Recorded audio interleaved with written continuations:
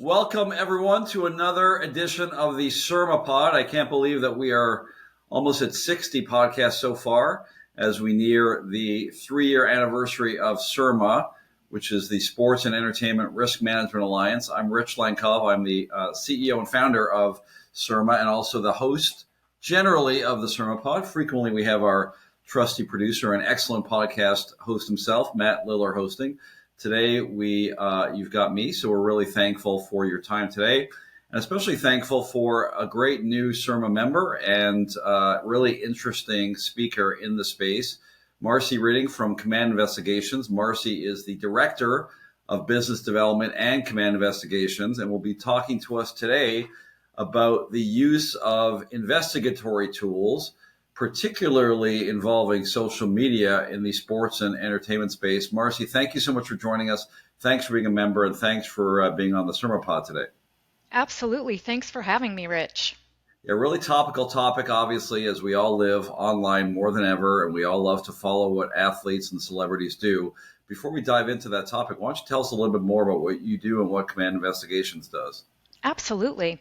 As Director of Business Development, my main role is to partner with new opportunities for business. We provide a full suite of investigative services, primarily in the insurance defense arena, and from the things like social media to surveillance and everything in between, including SIU and compliance programs.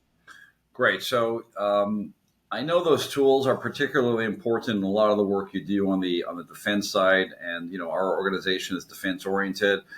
We use your company, and we use tools like the ones that you provide all the time, because whenever you're defending these type of claims, you're always looking for some kind of tool, some kind of leverage, and some kind of further investigation that you can use to defend the case. And of course, social media and surveillance are pretty effective tools in that regard. How do you think those tools are used differently in sports and entertainment than they would, say, for a retail case or a garden variety workers' compensation or personal injury case? Yeah, absolutely. Well, sports and entertainment is, like you said earlier, everyone lives online, and so these folks have extremely heavy presence online, more so than maybe the average user. Sports and athletes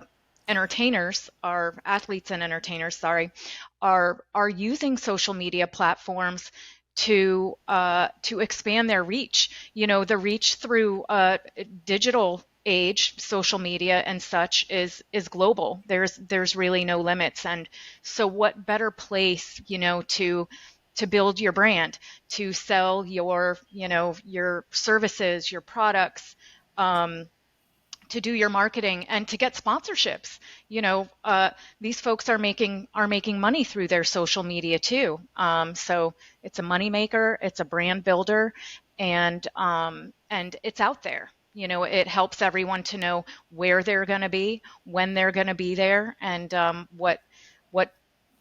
what kind of upcoming events and things like that. So for, when we're talking about investigations, social media is good lead opportunity for these folks. When you're wanting to incorporate some other form of investigation, like maybe surveillance or interviews and things of that nature. So you raise a really interesting point, because in your typical case, at least the ones that we handle, surveillance, social media checks, those are often very low return investments, because the chances of discovering something usable through either of those means is sometimes very low, because let's face it, your average plaintiff, your average claimant, they're frequently not out there in public very often, especially if they have a workers' compensation case, for example. It's really a challenge to find out where they are and if they're moving around, and frequently they're at home a lot. So that presents a lot of challenges. What's different, as you said, in a lot of cases where you're defending claims brought by folks in the sports and entertainment field, is that they are more, they are out there. They're much more public facing. They've got, as you said, sponsorships to keep up. They've got certain responsibilities. They have to make appearances. They might be playing in games, right? So on the one hand, it's easier to discover where they are and what they're doing than some other claimants. It presents some additional challenges, though, that we'll talk about in a second. But certainly, they're probably more available and accessible than your average claimant, right? Absolutely. And one interesting component, I think, in our industry broadly, but especially talking about social media, is the integration of AI and facial recognition, where maybe you have means to locate something via that AI photo recognition that you wouldn't have had otherwise. Talk to us a little more about that, because that's obviously really fascinating and very much at the forefront of what's emerging in technology today. Explain that a little more, what you mean, if you don't mind. Sure. So, facial recognition in relation to social media allows for exactly that, facial recognition. And I don't want to give too much away here, but sometimes it it may lead you to places on the internet that you wouldn't have looked otherwise. Mm. So when you've got a tool like that that is able to locate every instance, of presence, that's a bonus. That is a an automated way to find everything, that is accessible out there. Of course, OSINT only. We have to stay in compliance with regulation and open source intelligence only, always. There are no exceptions to that. Marcy, the flip side to what you said about AI, perhaps using that technology to make it easier to discover something about an adverse party. The flip side, as we've seen recently with Taylor Swift threatening lawsuits last week for unauthorized use of her image, and saying that there are deep fakes out there, and use of AI, and using images that aren't really her, is perhaps you might find something actionable. You might find something you think is usable in litigation, but it turns out that that is a deep fake, or that's AI generated. And, you don't want to discover that for the first time when you're trying to use this in front of a jury. So that's probably the dark side of the technology that you're talking about. Absolutely. This kind of technology for the general population is new, right? We're not the FBI, we're not the CIA. It's new, and there are risks out there associated with, and that's why, one of the things we hear a lot is that when we are dealing with our clients, oh, I did my own social media search and I didn't find anything. You really need a licensed, experienced professional, whoever that is, to be doing this kind of work for you, and not getting out there and trying to, do all of this on your own. The benefit there too is just in the automation, the algorithms, the platforms that we all have access to, that the average bear doesn't. Yeah, for sure. Most celebrities, prominent figures, athletes these days have, as we talked about, a pretty heavy social media presence. They all have lots of followings. They're able to monetize those followings in many ways. So the followings are important. How do you use followings, fans, likes, etc., to advance the work that you're trying to do on behalf of your clients? Yeah, good question. So there's a service that we offer, and I'm sure there's other companies out there that may offer it too. It's a social media monitoring, and it's kind of an extension, of like an add-on to a regular social media search, where if you have this monitoring service, you're getting real-time pings every time there's activity. So comments, photos, everything that opens doors, to your investigations. It opens leads for investigation. Yeah, that's really helpful because, of course, you want as updated information as possible, and these things change so much in real time. And listen, a lot of these celebrities, their whole business model is based on keeping current and keeping up to date. So, if you just sort of run a one-time check, you're going to miss out on perhaps some recent actionable intelligence. Right. Um, Marcy, the subjects of what we're talking about, athletes, celebrities, they are in the business of sometimes, even though they're very visible, many of them have histories that aren't as forward facing, right? We know very well that a lot of actors change their names, change identities with the prevalence of things like Botox and plastic surgery. It might not be as easy to discover their past, right? Maybe they have a large, Snapchat following, Instagram following now. Maybe they're very out there in the media, but perhaps some of the information that you're trying to discover in their past is not easily accessible because they're actors, and actors, change their identity all the time, and they often, have different names, and like I said, change their names as they progress. So, how do you get over that obstacle? We get over that obstacle through just, you've got to be really good at the basics. And so background work, investigation is investigation and you have to investigate. And sometimes that means going back. Sometimes that means looking, outside of your actual subject at maybe family and associates, going back through history. And I say this and I want to be really clear here again and just make sure that open source intelligence only, but doing that kind of historical review and looking at the alias names, looking at some of the friends, using the facial rec when and if it's available. I don't know how you raise a really good point. Nose jobs, Botox, all of those kinds of things. I'm not sure how that impacts the use of AI, whether it does or not. But just cover the bases.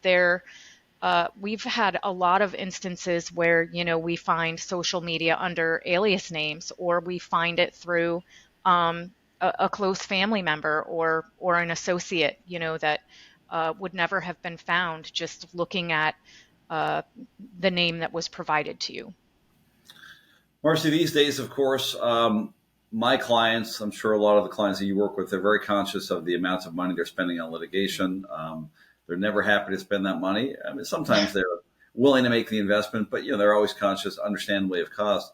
How do you make your services a value add proposition to litigation, given that it is an expense and sometimes, maybe sometimes more frequently, the return on that investment is not seen, at least on the first occasion? Sure. So I will start with this. Social media is hands down the least expensive investigative product out there, and I think that's probably across most companies. It's for sure the scenario for command. It is the precursor to all investigations, really. Get out there and take a look. And talking about ROI, when you're talking about the entire expense of a claim, you're talking anywhere from like $300 probably to $450 across industry. And so it's worth the expense. This is your first peek behind the curtain, and most times there are some findings. Whether or not they're impactful to the claim is kind of another question, but at minimum it helps you to know who you're dealing with.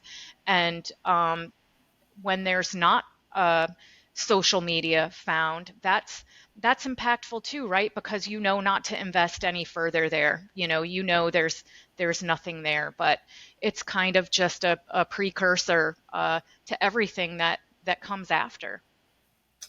Yeah, I think it's a really good point, and I guess my final question is, you know, it's an interesting dichotomy when it comes to sports and entertainment and what you do, because on the one hand, the accessibility to the subject is far greater than the average claimant, the average plaintiff, because of all the issues we talked about, how being online and being in the in the spotlight are important to their brands and their business model. On the other hand, a lot of these folks, these athletes or celebrities, they're very conscious of how they present on social media for those very reasons. They've got contracts, they've got morality clauses, they've got certain rules that they need to follow to keep that money coming in, both from their, playing contract and from their endorsement. So, I think a lot of them are a little more cautious about what they put online. Despite that, we know every day we see examples of people doing dumb things online, putting out things they wouldn't want others to see, tweeting things. So it still happens, but perhaps it might be a challenge given that financially they're incentivized to not release a lot of this out in social media. Yep. And that's again why sometimes extending to family members, spouse, girlfriend, boyfriend, you sometimes may be able to find more about your subject on their social media than the actual person. And think about, sports recruiting, like from college or college from high school. It's important to check, even on this is not claims defense, this is just proactive vetting, to kind of help you get to know who you're dealing with. Yeah, I mean, there's no question.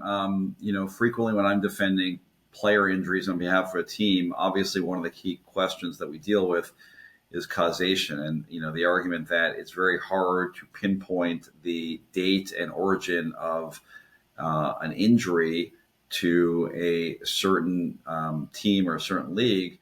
Well, through social media, you can certainly discover perhaps that this person had prior injuries. Obviously, you'll want to do that through obtaining medical records, but perhaps there's examples on social media. There's film of prior injuries that would assist you in fighting causation, for example. Really interesting stuff. Marcy Reading, thank you so much for joining us. The company is Command Investigations. They are a member of SERMA. Check them out at, what's the website? www.gocommand.com.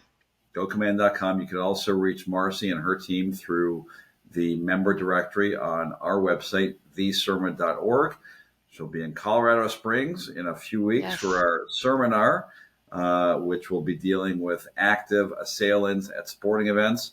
Unfortunately, very timely given what's happening which is happening in Kansas City with their parade. So very timely topic. Hope to see you all there. And Marcy, excited to see you in Colorado Springs. Thanks for being a great SERMA member, and thanks for joining us on the SERMAPod today. You too. Thanks for having me.